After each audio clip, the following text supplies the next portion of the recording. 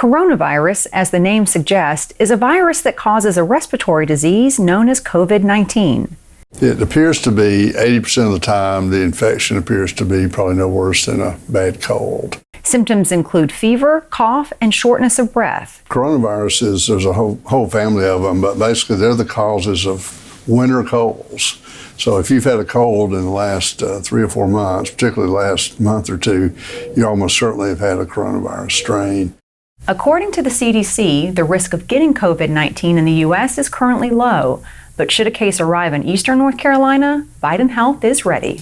They would be placed into what they call an airborne isolation room.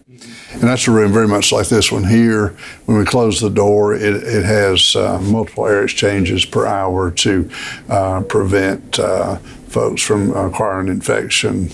To prevent the spread of respiratory diseases, including COVID-19, the CDC recommends you take the following steps. Wash your hands, including the tips of your fingers, for at least 20 seconds. Avoid touching your eyes, your nose, or your mouth. If you're sick, stay home. And if you have to cough or sneeze, cover your mouth and your nose with a tissue or use the crook of your arm. The CDC and North Carolina Division of Health and Human Services both serve as reliable sources of truth. Well, the CDC website, cdc.gov, has got the most information. Information to help keep the public safe, including right here at home. In Greenville, Erica Mizell, Vidant Health News.